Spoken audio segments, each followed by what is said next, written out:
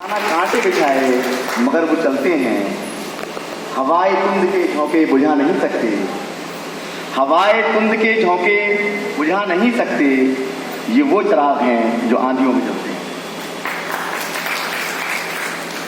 काबिल एहतराम भारत मुक्ति मोर्चा के राष्ट्रीय अध्यक्ष जी, बहुजन मुक्ति पार्टी के राष्ट्रीय अध्यक्ष जी, अलीगढ़ मंडल के अध्यक्ष जी और कासगंज जिले की जिला अध्यक्ष हमारी बहन हमारी रूबी सिंह जी, भारत मुक्ति पार्टी के जिम्मेदारान, ओहदेदारान और मेंबरान और हमारी अजीज बहनें और भाइयों, मैं सबसे पहले इस कामयाब प्रोग्राम के लिए और इस शानदार आयोजन के लिए, और सबसे बड़ी बात यह है कि एक जो मिशन है देश के भारत के 85% डाउन ट्राउन वीकर सेक्शन जिनकी तादाद देश में तकरीबन 85% है, और जो हम सब जानते हैं कि तकरीबन वो सभी लोग शोषित वर्ग में आते हैं, मध्यम तबके में आते हैं। इस मध्यम तबके को जोड़ने की जो पहल माननीय वामन मेश्राम जी ने की है, और उन्हीं के निर्देशन में बहुजन मुक्ति पार्टी के माननीय राष्ट्रीय अध्यक्ष त्रिवेंद्र प्रताप जी जो कोशिश कर रहे हैं, और उनकी कोशिश ये है कि इन सारे मध्यम तबकात को जोड़कर हम मुल्क में एक ऐसी गवर्नमेंट को फॉर्म करें, ऐसी सरकार को चलाएं जो सही मानी में देश के 85% जो बहुजन समाज के लोग हैं उनकी सरकार हो, और सही मानी में उनको जो जिन अधिकारों से वंचित किया जा रहा है उन अधिकारों को दिलाया जा सके। अजीज साथियों, हम सब जानते हैं कि अभी इस साल 15 अगस्त से जो हम शुरुआत कर रहे हैं, 15 अगस्त 2022 को हमने या देश की सरकार ने आज़ादी का अमृत महोत्सव मनाया। हम उस घटना को याद करते हैं, और उस घटना का जो रेफरेंस जालौर में राजस्थान में जो घटना हुई उससे जोड़ते हुए जब हम देखते हैं तो कुछ चीज़ें हमारे जहन में आती हैं। मैं बाबा साहेब डॉक्टर भीमराव अम्बेडकर से जुड़ी हुई जो घटना फिर आपको याद दिलाता हूँ कि गवर्नमेंट स्कूल में जब वो पढ़ते हैं, वो बच्चे होते हैं, तो बाबा साहेब की क्लास में उनके जो टीचर हैं वो सवाल करते हैं कि बच्चों एक बात बताइए, आप एक बात बताइए, वो ब्रह्मांड में या संसार में कौन सी वस्तु है जिसको हम छू नहीं सकते।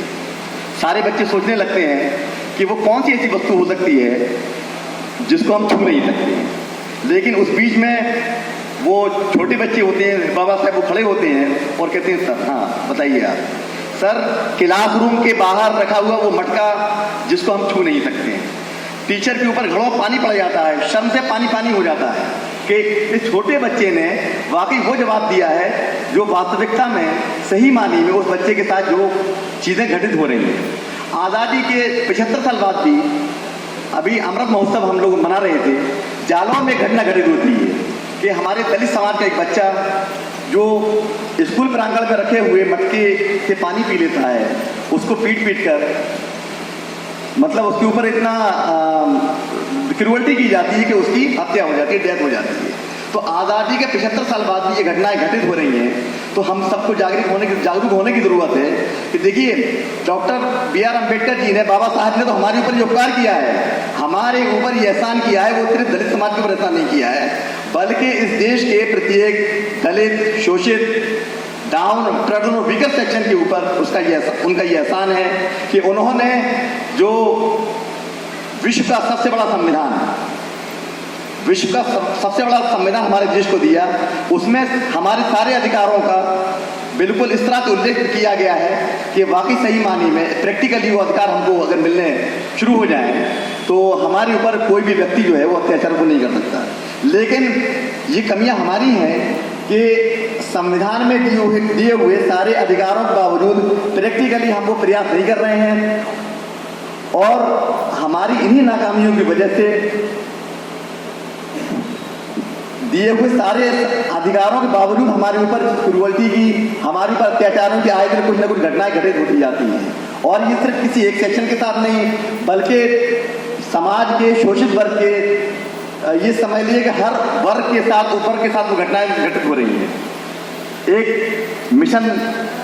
जिसको लेकर वामन मिश्राम जी चले हैं, उस मिशन को बाकी समझने की ज़रूरत है और डेडिकेशन के साथ उसको समझने की ज़रूरत है कि हम एक इस मूवमेंट का जितना हो सके तन मन धन साथ दें और इस मुल्क में जो 85% जो लोग हैं उनको सही माने, जिसके लिए हमारे जो भाई, हमारी बहनें और समाज के जो लोग आगे बढ़कर मिशन, यानी अपने लग्जरी लाइफ को छोड़कर पसीना बहाते हुए हम देखते हैं हमारे भाई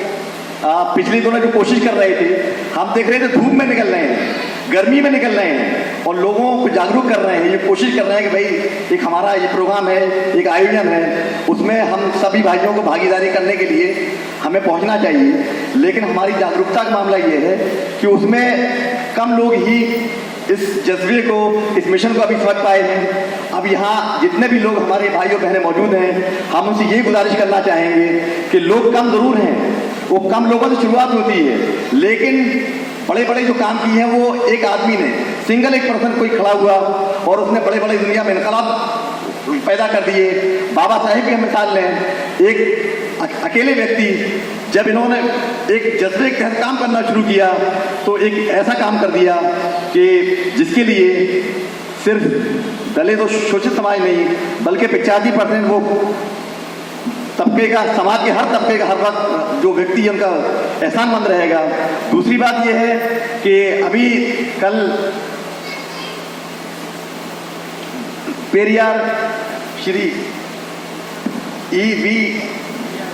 रामास्वामी जी की जो 143वीं जयंती जो मनाई गई, हम अगर उनके बारे में सही मारेंगे, हम पढ़ें तो हम देखते हैं कि दक्षिण भारत में इतना बड़ा उनका कंट्रीब्यूशन है कि उन्होंने जो समाज की जो कुरीतियाँ थी, जो अंधविश्वास थी और ब्राह्मणवाद के जरिए जो समाज के प्रत्येक वर्ग का जो शोषण हो रहा था, शोषित समाज का जो शोषण हो रहा था, उसके खिलाफ एक ऐसा मूवमेंट उन्होंने शुरू किया कि बड़ी सफलता मिली समाज में जागरूकता लाने के लिए। और देवदासी जैसी प्रथा जो दक्षिण भारत में हमारे जो शोषित वर्ग की जो महिलाएं थी, उनके साथ एक प्रथा अपनाई जाती थी, देवदासी प्रथा, उस प्रथा को भी समाप्त करने में पेरियार जी ने बहुत इंपॉर्टेंट रोल प्ले किया। तो ऐसा नहीं है कि अगर कोई सिंगल अगर व्यक्ति भी ये कोशिश कर ले कि हमें समाज के सारे लोगों को जागरूक करने के साथ में एक इनकलाब पैदा करना है, तो ये मुमकिन है। और हमारे जो भाई माननीय प्रेमेंद्र प्रताप जी और हमारे